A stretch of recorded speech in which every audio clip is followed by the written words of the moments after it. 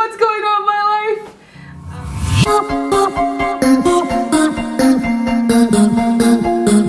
Hey, it's Andy Reeves, and thank you so much for stopping in for another video. I'm going to jump right into this one. A lot of people were asking where I was last week because I didn't upload a video.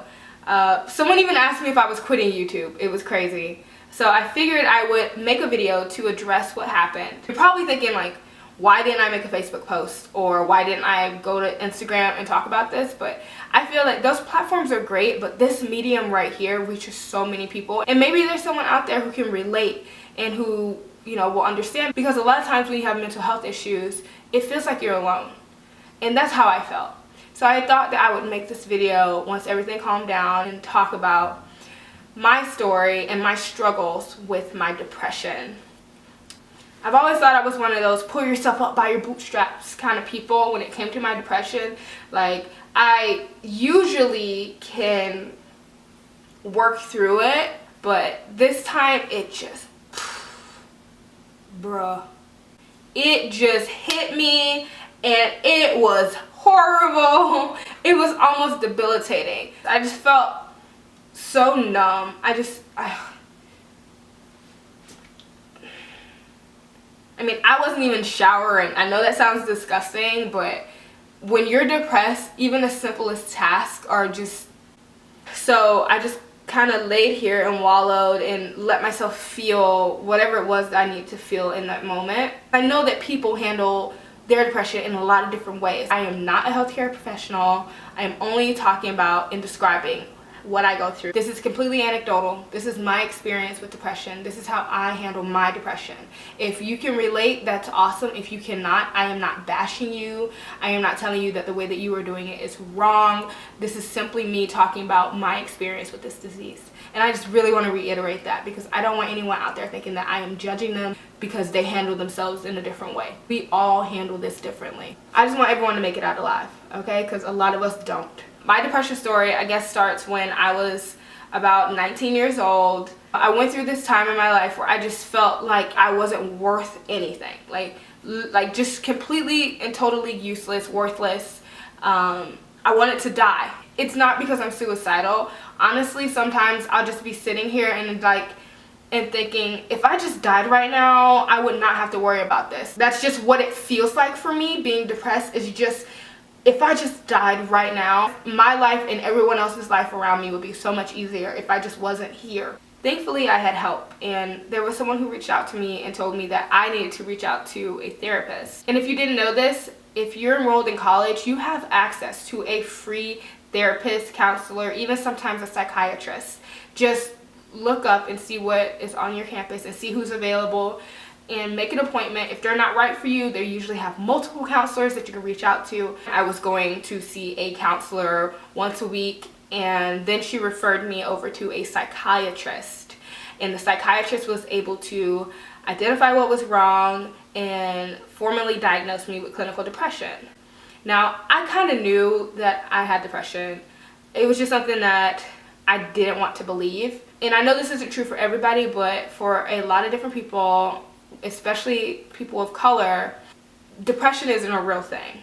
You know, it's just teenage angst. It's just you're upset. You know, people get upset all the time. People are hurt all the time. It's not real. It's something that only white people get, which is completely laughable if you think about it. What disease do you know of that can just choose who it wants to infect based on its race? Like, imagine. Yeah, in the black community, it is a lot harder for people with depression or any other type of mental illness to get treatment, because we always say things like, oh, let God handle it, you know, oh, that ain't nothing but the devil. We just need to go to church, you know.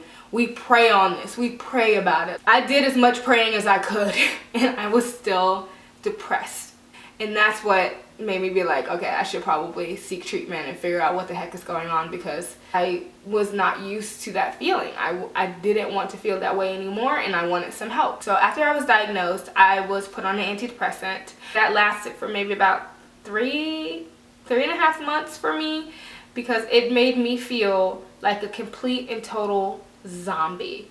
So with depression, you feel everything, and it hurts, and it just Your brain is just telling you all these horrible things about yourself. But on this medication, y'all, I wasn't feeling nothing. My brain was silent. I felt like I was on autopilot. I felt like I was out of my body. It was just, this isn't me, this isn't mine. I felt even number on the medication than I did without it. And that really bothered me because I'd rather feel everything than nothing. I'd rather feel pain than nothing at all. Pain. Not to mention that this medication made my thoughts of suicide very severe and so much worse. Like before it was just like, oh, I want to die. And then when I started taking this medication, it was, no, I want to kill myself. I want to step in front of a bus. I want to blow my brains out. It was a really difficult period in my life. So the next time I went to see my psychiatrist, I begged her to take me off this medication. I was like, look, I cannot do this medication. This is making me feel horrible. I didn't even want a lower dosage. I just want it off. I just wanted off the medication because it was obviously not helping. Back then, we were actually in the middle of legalizing marijuana, and we really thought that we were going to win. And then a few things happened and it wasn't legalized. But anyways, my psychiatrist was sure that medical marijuana was going to be legalized. And so she told me to experiment with that a little, see if marijuana actually helped with my symptoms. And so I did. It did for a while. And like a lot of different treatments, it stopped working for me. I started to build up a tolerance. It started to make me feel worse in a way. And I also don't like the way that drugs make me feel. Like I don't like not feeling like I am in control of my body. I don't like that outer body experience. I don't like the head high. I don't like the body high. I can say that my thoughts of suicide have been completely eradicated. I don't think about killing myself. It's more or less the same of, oh, just dying. Just the thought of dying, it just sounds good. Honestly, I've been dealing with depression for about 6 years now, and I can tell you I still don't completely have it under lock. I'm still experimenting with ways to treat it. I've gotten really good at recognizing signs and even body cues for when I'm about to go into a depressive state. I think it's a little hard to explain. It's like my heart drops to my stomach and then my arms go numb. And the best way I can describe like my heart dropping to my stomach, you know when your mama calls you and she uses your entire name and you know you're in trouble? You know you about to get a whooping?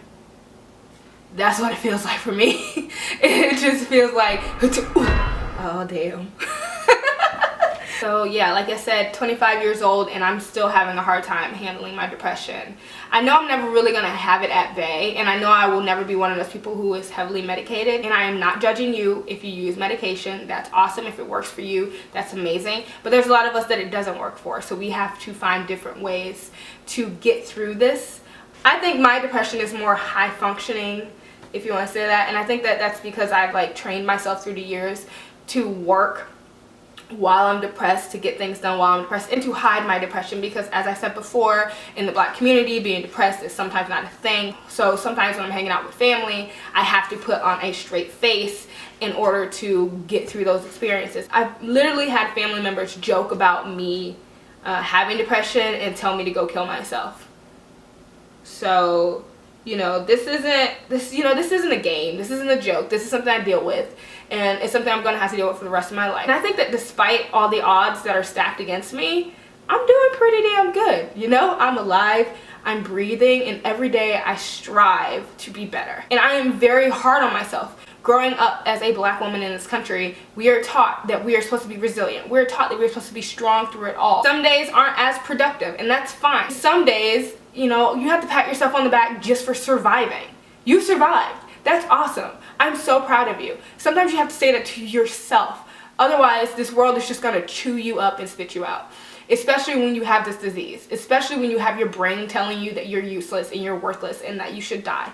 And then you have the world telling you that you're useless and you should die. And it's so difficult dealing with this and not having the support that you need, which is why I think that I'm very privileged to have friends who understand me, to have friends who also suffer from this disease, to have had access to therapy, to have been able to experiment with drugs, to be able to recognize when I'm going into a depressive state. I feel like those are all privileges that not everyone is afforded. I think that it takes a lot of strength for you to muster up the courage to ask for help, especially when you're at your worst.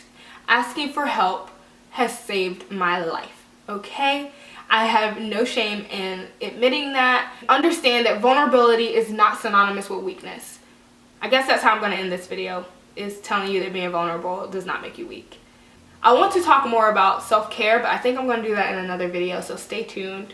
I don't really have a question this week. I think I'm going to leave it open so that you guys can talk about your experiences with depression maybe, or any other mental health issues that you may have. I am not saying that you have to, but if you would like to talk about those things, you can definitely leave it in the comment section below.